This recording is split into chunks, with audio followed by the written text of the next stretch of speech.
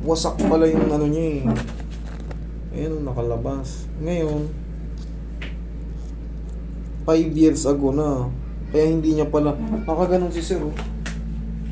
Hindi niya may ganon. Tuwid-tuwid lang. Oo, tawid na siya.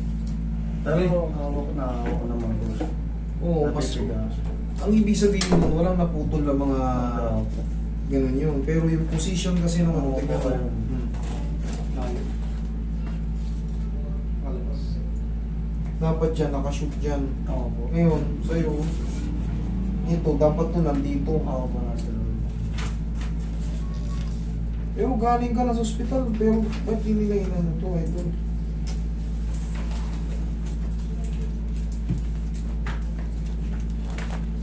Mahal po yan. Ay, nagpaano lang, nagpatingin na rin ako sa iba yun eh. Nakabaw na po pwedeng din eh. Kaso ala, pwede pa na ako eh. Alam niyo po yung pambaril na passage na ano. Tinutok lang dito, tapos pinagbabaril lang dito. Ako sa diba sir? Safety version. Kasi hindi mo, hindi maulit. Idol. Sasa lang din kasi mag-isa na eh.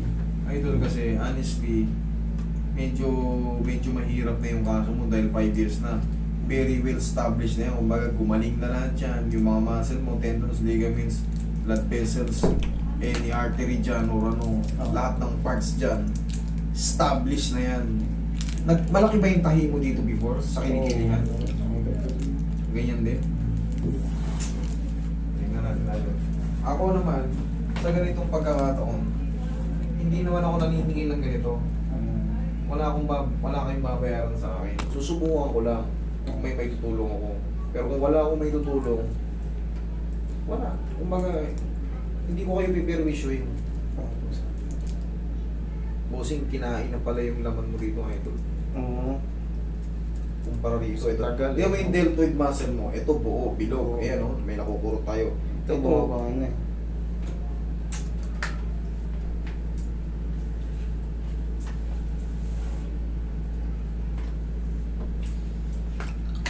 Idol, naputulang ka ng mga ano eh, tendons. Naputulang ka ng mga tendons dito.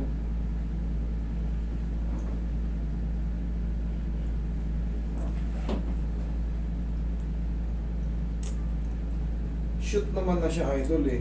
Oh, shoot naman na siya pala. Shoot na siya. Ang problema, umurong yung pinagkatahian dito. Ayun oh, may lumalating mo. Imbis na padiretso na siya, may lumalaban dito.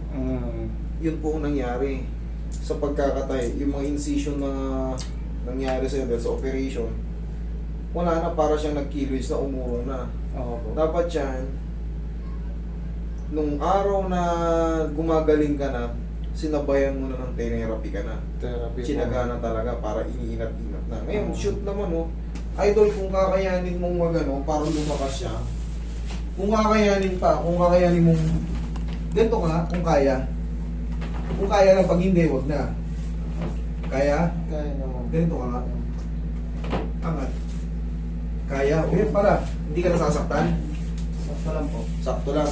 Kung kakayanin mong mag-araw-araw ng ganyan, kahit 5 o 10 piraso, ang mahalaga mag-develop to, walang muscle. Kahit hawakan mo ko. Di ba? Hawakan mo yung dito ko. Oo. Kasi nga, siguro, shoot naman siya eh. Shoot na siya. Nawala lang talaga yung mga muscle. Nawala lang yung mga build ng ano. Yung mga ano mo. Yung mga muscle. Tsaka, laglag na siya eh. Nakalaglag siya. Oo. Pero pag inaangat, sumushoot naman. Oo po. Hindi na siya totally dislocated. Nakaform na siya kaso kinain yung mga laman mo, idol, dahil sa operation. Paano po yan? Ang gagawin mo dyan, idol, yun na lang tayong may tutulong ko sa'yo. Exercise ka lang. Yun nga, sa kama lang. Para kung sakaling mapagod ka, ilaglag mo yung mukha mo sa kama. Hindi ka masaktan. Okay? Wala kang babayaran dyan, idol, ha? I'm sorry, pero tanging advice lang muna. Sinubukan ko naman, nakashoot naman. Pero wala akong i-charge sa'yo dyan. Okay? Tulong ko lang sa'yo yung mga exercise mo lang para mag-muscle pa yan. Okay? Pero tsagaan yun, idol, ha? Para malaman. Ha? Maaring mag-build yung muscle mo, pero baka hindi makabalik. Honestly, para ano, kasi baka sabihin mo, pinaasa kita eh. Hindi na 100%, pero pag nagka-muscle yan, maaaring bumalik pa ng konti yung lakas. Hindi Pero na maaangat ko pa siya. hopefully. Kasi pag naiinat-inat siya, may maiksi kasi rito eh. Yung siguro yung tahi mo yun sa kilikili. Yun ang pumipigil eh. Nagaganon eh oh. Kasi kung nakalabas talaga, kung nakalabas pa yung ngayon, kung nakalabas pa yung head humerus mo sa rotator, sa acromion, hindi natin magaganto yan, mahahatak agad to. Hindi natin may gaganon yan. Nagaganon eh oh. Nagaganyan oh. Nakashoot siya. Nakashoot siya sa acromion. Pero pagka, yun nga, pag nakalabas yan, hindi natin may gaganon yan kasi walang dudulasan. Mapipigil siya kaagad. Walang dudulasan eh. Ito yung ano, nakaganito siya sa x-ray oh. Siyempre, paano dudulas yan? Wala siyang dulasan dito. Ito yung acromion.